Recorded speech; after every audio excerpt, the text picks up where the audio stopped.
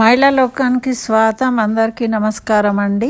మనకు తిరుప్పావైలో ఈరోజు 11వ పాశురాన్ని అనుసంధానం చేసుకొని దాని యొక్క అర్ధ విశేషాలను తెలుసుకుందాం. మరి ముందుగా పాశురాన్ని విన్నపం చేసుకుందాం. காத்துக்கரவை கணங்கள் பலகரந்து செத்தார் திரளழியா சென்று செருச்செய்யும் குத்தமொன்றில்லாத கோவலர் தம்பார் கொடியே புத்தரவல்குல் புனமயிலே போதராய் சுத்தத்துத்தோழிமாரெல்லாரும் வந்து நின்முத்தம் புகந்து முகில் வண்ணன் பேர் பாடா சீத்தாதே பேஷாதே செல்வப் பேண்டாட்டி நீத்து குரங்கும் పోరులేలోరంబావాయ్. దీని ఈరోజు ఏ గోపికను మేల్కొల్పుతున్నారు అంటే ఈమెనట చాలా అందగత్తెనట. ఆ ఊర్లోనే అందరికన్నా అందగత్త అని అందరూ మన్ననలు పొందినటువంటి గోపిక. ఈమె వంశం కూడా వాళ్ళ పెద్దలు ఎట్లాంటి వాళ్ళు అంటే కర్మనిష్ట కలిగిన వాళ్ళు. అంటే భగవత్ ప్రాప్తికి కర్మలు చేస్తూ ఉంటే భగవంతుని పొందలేము అని అనుకోవద్దు. భగవానుని పొందడానికి భగవానునికి ప్రీతి కొరకు భగవంతుడు ఇచ్చిన ఈ శరీరంతో భగవంతుని ప్రీతి కొరకు పనులు చేయాలి అని భావించే ప్రపన్నులు అనమాట. ఏది చేసినా కూడా భగవద్భావంతో కర్మలు చేస్తూ ఉంటారు. వాళ్ళకున్న కైంకర్య సంపద అన్నమాట. వాళ్ళకున్నది ఏదైనా ఆ విధంగా భావిస్తారు. అట్లాంటి వాళ్ళు అన్నమాట వీళ్ళు. అయితే వీళ్ళు ఇంకా ఎలా ఉంటారు? స్థిత ప్రజ్ఞత కలిగిన వాళ్ళు, సమత్వ బుద్ధి కలిగిన వాళ్ళు. సుఖమైన శుభమైన దుఃఖమైన ఏదైనా కూడా వాళ్ళు మనకు ఎటువంటి దోషం లేదు, అదంతా భగవంతుడికే అనే భావన కలిగి కర్మలు మాత్రం చేస్తుంటారు. మనకు భగవద్గీతలో చెప్పిండు కదా కర్మయోగంలో, ఆ విధంగా వీళ్ళు ఆచరించే వాళ్ళు అనమాట.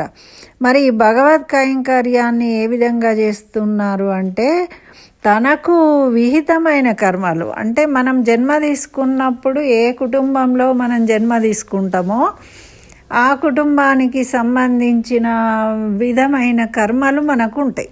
ఇప్పుడు వీళ్ళు గోకులంలో యాదవులుగా ఉన్నారు కాబట్టి వీళ్ళకి పశువులు ఉంటాయి, పాడి పంట ఇవన్నీ ఉంటాయి, పనులు. ఒక రైతు కుటుంబంలో జన్మించింది అనుకోండి, ఆ రైతుకు పొలం ఉంటుంది, ఆ రైతు పొలంలో నాట్లు వేయడం ఈ పనులు ఉంటాయి. ఆ పనులను చేస్తూ ఉంటాడు. అంటే వాళ్ళ కుటుంబం, వాళ్ళ జన్మ తీసుకున్న కుటుంబాన్ని బట్టి వాళ్ళ ఉన్న కర్మలను విహిత కర్మలు అంటారు. ఇప్పుడు ఒక పండితుడు ఉన్నాడు, పూజలు చేస్తాడు అంటే ఆ కుటుంబంలో పుట్టిన వాళ్ళకు కొద్ది గొప్ప ఆ పూజలు చేయడం అనేది అలవాటుగా వస్తూ ఉంటుంది. అవన్నీ నిర్వహించాలి వాళ్ళు. ఇతరత్రా సంపాదన కోసం వేరే పనులు చేసుకున్నప్పటికీ ఆ వంశపారంపరంగా వచ్చే కొన్ని కర్మలు ఉంటాయి. ఆ కర్మలు తప్పకుండా నిర్వర్తిస్తుంటారు. అయితే ఈ విధంగా నిర్వహించే కర్మలను విహిత కర్మలు, ఆ ధర్మాలను వాళ్ళు పెద్దలు చెప్పిన ధర్మాలను ఆచరిస్తూ వాళ్ళ ఫలితం మీద ఆశ లేకుండా కేవలము భగవదారాధన రూపంగానే వాళ్ళు కర్మల్ని నిర్వర్తిస్తారనమాట. ఇలా నిర్వర్తించే వాళ్ళు ఎవరున్నారు అంటే మనకు రామాయణంలో భరతుడు ఏం చేస్తాడు? రాజ్యపాలన చేసిండు, కానీ ఆయన రాజుగా రాజ్యపాలన చేయలేదు. ఎలా చేసిండు? ఆయన యొక్క విధి కర్తవ్యం. ఇప్పుడు రాముడి పాదికలను పెట్టుకొని రాముడు చెప్పాడు కాబట్టి రాముడికి కోసము ఆయన కర్తవ్యంగా ఆ పాలన చేసిండు. కానీ నేను రాజును అనుకొని చేయలేదు. ఆయన కూడా నారబట్టలు కట్టుకొని ఉండి రాజ్యపాలన చేసిండు అనమాట. అటువంటి భక్తి కలిగిన వాళ్ళు అనమాట వీళ్ళు, కైంకర్య నిష్ట కలిగిన వాళ్ళు. అయితే ఇటువంటి వంశంలో ఈ గోదా గోపిక ఈ ఈ గోపిక ఈరోజు గోదా గోపిక వాళ్ళు మేల్కొల్పుతూ ఉన్నారు. మేల్కొల్పుతూ ఏమంటున్నారంటే లేగ దూడలు ఉన్నాయట, దూడలు ఉన్నాయి. అవి ఎట్లా ఉన్నాయంటే అనేక ఆవుల మందలు ఉన్నాయట. పాలు ఆ పాలు బితికే వాళ్ళు ఉండాలి కదా, మరి దూడలకు ఆ పాలు పితకగలిగిన వాళ్ళు, శత్రువులను జయించేవాళ్ళు, యుద్ధం చేసేవాళ్ళు, ఏ దోషాలు లేనివారు, గోపాల వంశమట వాళ్ళది. అటువంటి వాళ్ళు ఆ కుటుంబంలో ఈమె జన్మించింది. మరి ఈమె చాలా అందంగా ఉంది. మళ్ళీ ఆమె వనమయూరిలాగా ఉంది. మరి ఈమె భగవత్ నిష్ఠ అనేదే, భగవత్ కైంకర్య నిష్ఠ అనేదే సంపన్నురాలు. ఎందుకంటే ఆ రోజుల్లో ఎన్ని పశువులు ఉంటే అంత సంపద. కాబట్టి ఈమె పాము వలె ఉన్న నడుము కలిగిందట. పాము పడుకున్నప్పుడు తోక పైకి, ఇప్పుడు మనకు ఏం చెప్తారంటే యోగులు, పాము పడగలాగా ఉంటుంది, మన వెన్నుపాము అంటాం కదా, అది పైకి ఏమో తోక ఉంటుంది, కిందికి ఏమో పడగ విచ్చుకొని ఉంటుంది. దాన్ని హఠయోగంలో ప్రాణాయామం చేసే యోగులు దాన్ని మేల్కొల్పుతారు అని మనకు ధ్యానం చేసేవాళ్ళు చెప్తూ ఉంటారు. ఆ విధంగా ఈమెకి పాము వలె ఉందట నడుము. అయితే ఈమె వనమయూరిలాగా కనబడుతూ ఉంది. ఎందుకంటే ఆమె జుట్టు అలా అందంగా ఉందట. పురి విప్పిన నెమలి పింఛం ఉంటుంది కదా, నెమలి, ఆ విధంగా ఆమె జుట్టు నల్లని కురులు కనిపిస్తూ ఉన్నాయట. మరి ఇట్లాంటి నువ్వు కనిపిస్తున్నావు మాకు, నువ్వు మరి ఆ నీలమేఘ శ్యాముడైన శ్రీకృష్ణుని నామాన్ని మేము అందరం పాడుతున్నాము. నీ చుట్టాలు చెలికత్తెలు అందరు వచ్చేసిండ్రమ్మా, ఇక నువ్వు తలుపు తీసుకో రా బయటకు. నువ్వేమో మాట్లాడుతులేవు, కనీసము మాట కూడా మాట్లాడట్లేదు, దేనికోసము ఇంతగా నిద్రిస్తున్నావో చెప్పు తల్లి అని వీళ్ళు బయట నుండి పిలుస్తూ ఉన్నారన్నమాట. అక్కడ ఆవులు సంపద అంటే ఏంటి? అక్కడ కృష్ణుని వేణుగానం విని పులకించిపోతూ ఉన్నాయి ఆవులు.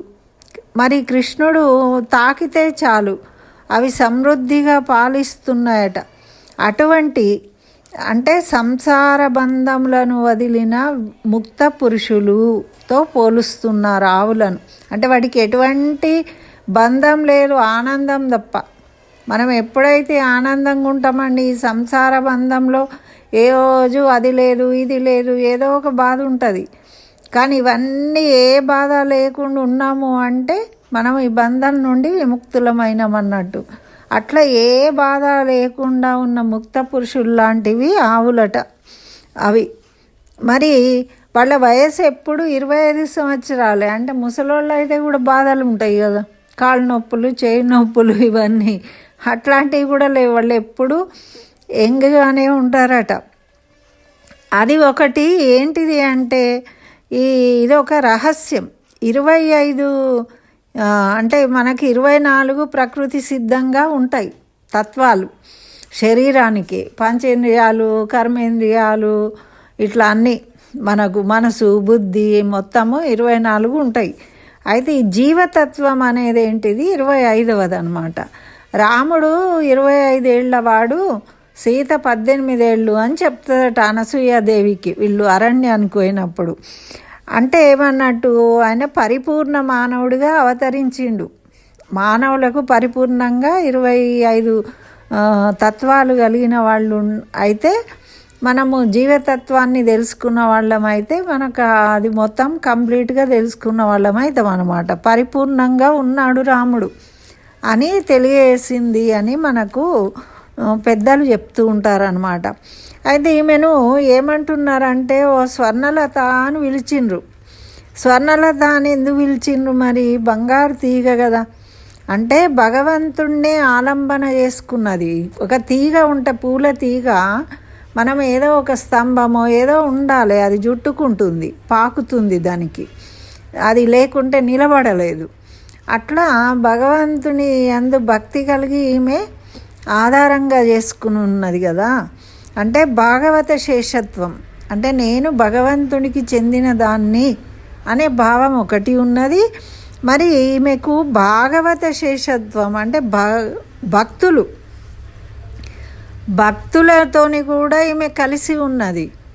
భక్తులకు కూడా దాసోహం అనాలి మనం.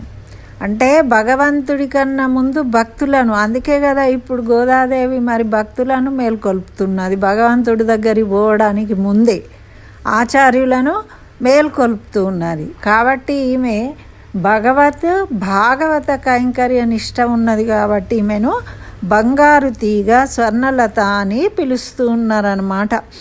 అయితే ఇటువంటి సాంప్రదాయం ఇవన్నీ మనకు తెలుస్తూ ఉన్నాయి. ఈ పాశ్రంలో ఇంకా మనకు తెలిసేది ఎవరు అంటే ఇటువంటి ఆళ్వార్లు ఎవరు అంటే తిరుమంగయ్య ఆళ్వార్లు అనమాట. మనకు 12 ఆళ్వార్లలో ఆయన ఎటువంటి వాడు అంటే మ్లేచ్ఛ వంశానికి చెందినవాడు. ఆయన పేరు నీలుడు అని ఉండే. అయితే ఈయన శారీరకంగా ఒక సేనాని కొడుకు కాబట్టి బలపరాక్రమాలు బాగా ఉన్నాయి. అది చూసి అక్కడ చోళరాజు ఏం చేసిండంటే ఈయనకు కొన్ని గ్రామాలు ఇచ్చి సామంతునిగా ఉండు అని చెప్పిండు. చెప్తే ఏమైంది, ఈయన సరే ఉన్నాడు. ఆయన అట్లా అన్ని గ్రామాలు చూసుకుంటూ పోయేటప్పుడు ఓసారి ఒక పొలం దగ్గర ఏమైందంటే ఒక కుముదవల్లి అని ఒక అమ్మాయిని చూసిండు. ఆమె అందమైన యువతిని చూసి వివాహం చేసుకోవాలనుకున్నాడు. అప్పుడు ఆమె ఏమన్నదంటే ఆమె కూడా ఒక అప్సరస శాపవశాత్తు భూమి మీద జన్మించిందనమాట. అయితే ఆమె ఏమంటుంది అంటే నువ్వు ఆచార్య సంవత్సరాయణం చేయించుకోవాలి, మళ్ళీ 1 సంవత్సర కాలము 1008 మందికి సమారాధన చేయాలి, అంటే భోజనాలు పెట్టాలి. అట్లా అయితే ఈ రెండిటికి ఒప్పుకుంటే నేను చేసుకుంటా అంటది. అంటే సరే అంటాడు అని పెళ్ళి చేసుకుంటాడు. ఇక ఈయన ఏం చేస్తూ ఉంటాడు, రోజు భాగవత తదియారాధన చేస్తూ ఉంటాడు 1000 మందికి. చేస్తూ ఉంటే ఈయనకి డబ్బులు కావాలి కదా మరి రోజు అన్నీ చేయాలంటే. అట్లా చేస్తూ ఉంటే రాజుకు కప్పం కట్టాలి కదా, ట్యాక్స్ కట్టాడు. వచ్చిన డబ్బులన్నీ దీనికే ఖర్చు పెడుతూ ఉంటాడు. అయితే అప్పుడు ఏమవుతుంది, ఇక ఆయనకి అట్లా ఖర్చు పెట్టేసరికి కప్పం ఎందుకు కడుతులేవు, నువ్వు కప్పం కట్టుమని రాజు చెప్పినా కూడా ఈయన వినిపించుకోకుంటే ఆ రాజే దండెత్తి వస్తాడు ఈయన మీదికి. దండెత్తి వస్తే అప్పుడు నీలుడే యుద్ధంలో గెలుస్తాడు. గెలిచినా కూడా ఈయన రాజ్యాన్ని ఏం తీసుకోడు. అందుకే ఈయనకి పరకాలుడు అని బిరుదొస్తుంది అనమాట. అయితే ఈయన ధర్మం కట్టుబడి మరి కప్పం కట్టలేదు కదా నేను ఇన్ని రోజులు అని ఆ డబ్బును సంపాదించడం కోసం ఏం చేస్తాడు అంటే ఈయన తపస్సు చేస్తాడు భగవంతుడి గురించి. తపస్సు చేస్తే అప్పుడు ఆ రంగనాథ స్వామి వీరికి కనిపించి ఏం చెప్తాడు అంటే ఇక్కడ వేగవతి నదీ తీరంలో ఉన్న ఒక గుప్త నిధి ఉంది, తీసుకోమని. అప్పుడు ఈయన అక్కడికి పోయి దాన్ని తవ్వి తీసి రాజుకు కప్పం చెల్లిస్తాడు. చెల్లించిన తర్వాత ఇక రాజ్యం వద్దు ఏమొద్దు అని ఈయన దొంగతనాలు చేసుకుంటూ, అంటే దొంగతనాలు ఎవరిని చేస్తాడు, నాస్తికులు, భక్తుడు దేవుడు అంటే నమ్మని వాళ్ళు, అందరినీ మోసాలు చేసి ఇవన్నీ చేసేవాళ్ళు ఉంటారు కదా, అటువంటి వాళ్ళ దగ్గర డబ్బులు దొంగతనం చేసి తీసుకొచ్చి ఆయన ఉద్దేశం ఏంటిది అంటే భగవంతుడు ఇచ్చిన ధనాన్ని మనం సద్వినియోగం చేయాలి. సద్వినియోగం చేయని వాళ్ళ దగ్గర నుండి, ధర్మానికి ఉపయోగించని వాళ్ళ దగ్గర నుంచి ఆ డబ్బులు తీసుకొచ్చి మళ్ళీ ఆ భగవంతుడికి సమర్పించాలన్నమాట. అది ఈయన చేసేది. అట్లా చేస్తూ ఉంటాడు. అయితే ఒకరోజు ఏమవుతుంది, ఎక్కడ దొంగతనానికి పోతే దొరకకపోతే ఆ రోజు తదియారాధన చేయాలి, ఎట్లా చేయాలి అని ఈయన ఆలోచిస్తూ ఉంటే అడవిలో 2 కొత్తగా పెళ్ళైన దంపతులు వస్తారనమాట. వాళ్ళ దగ్గర డబ్బులు నగలు అన్నీ ఉంటాయి. వెంటనే తీసుకుంటాడు. తీసుకున్నాక ఏమంటాడంటే ఆయన కాలు దగ్గర ఒకటి వస్తులేదు, అది తీసి అంటే నాకు తీయరాదు నువ్వే తీసుకో అంటాడు. ఆయనను ముట్టుకుంటాడు. ముట్టుకోగానే ఈయనలో ఒక రకమైన భావం కలుగుతుంది అన్నమాట. తాను తప్పు చేస్తున్నా అని. కానీ నువ్వు తీసుకో అంటే తదియారాధన చేయాలి కాబట్టి అని ఏం చేస్తాడు కదా, నాకు కూడా వస్తులేదు, నువ్వు కావాలని చేస్తున్నావు, తీయరాదని ఇయ్యమంటాడు. అంటే అప్పుడు నువ్వు ఈ చెవు పట్టు, నేను మంత్రం చెప్తా అంటాడు. అని అతను ఏం చెప్తాడు అంటే ఆయనకు చెవులో మంత్రం చెప్తాడు. ఆ మంత్రం వినంగానే కథం ఇక ఈయనకి మొత్తం మారిపోతాడనమాట. ఇక ఆ వచ్చింది ఎవరు అంటే సాక్షాత్తు రంగనాథస్వామి దేవి అనమాట, రంగనాయకి. ఎందుకు అంటే ఈయన వ్రతం ఇది అయిపోతుంది కదా, అందుకని చెప్పేసి వస్తాడు. వచ్చిన తర్వాత అప్పుడు మారిపోతాడనమాట. ఇక అప్పటి నుంచి నా దివ్య దేశాలన్నీ తిరిగి చక్కగా పాశురాలను ఆ దేవుళ్ళ మీద పాశురాలు రాసుకుంటూ ఆనందంగా తిరుగుతూ ఉంటాడనమాట. ఇక అప్పటి నుంచి ఆ దొంగతనాలు అన్నీ అంటే తను చేసే కైంకర్యం అనేదే భగవత్ ప్రీతి కోసం చేసిండు. మన ఈ పాశ్రమంలో ఉన్న గోపిక కూడా అదే కదా చేసింది. అందుకని మనం ఈరోజు ఈ ఆళ్వార్లను మేల్కొల్పినట్టు అయింది అని మనకు చెప్తున్నారు. మనం కూడా అంతే, మనము ఫలాపేక్ష లేకుండా మనకు చాతనైన రీతిలో మనం చేసే కర్మలనే భగవత్ ప్రీతిగా చెయ్యాలి. ఈర్ష, అసూయలు, కోపము ఇట్లాంటివి పెట్టుకోకుండా అందరితోని చక్కగా నవ్వుకుంటూ సంతోషంగా మోసాలు చేయకుండా అలా ఉన్నప్పుడు భగవత్ ప్రీతి కలుగుతుంది. అప్పుడు భగవంతుని అనుగ్రహంతో మనం కూడా మంచిగా ఉంటాం, మన సమాజం కూడా బాగుంటుంది అని మనకు తెలియజేస్తుంది గోదాదేవి. ఇదండి ఈ పాశురానికి అర్థం. ఈరోజంతా మరి ఆళ్వార్లను మనము ఆ శ్రీమన్నారాయణ్ణి చక్కగా రంగనాథ స్వామిని స్మరించుకుంటూ గడుపుదాం. ఆళ్వార్ దివ్య తిరువడిగలే శరణం. నీలాతుంగస్తనగిరితటీ సుప్తముద్బోధ్య కృష్ణం పారార్ధం సంశ్రుతి శతశిరసిద్ధమధ్యాపయంతి సోచ్చిష్టాయాం సృజని గళితం యా బలాత్ కుంచభుంక్తే గోదా తస్యై నమైదమిదం భూయే వాస్తు భూయః. ఆండాళ్ దివ్య తిరువడిగలే శరణం. సర్వం శ్రీకృష్ణచరణారవిందార్పణమస్తు.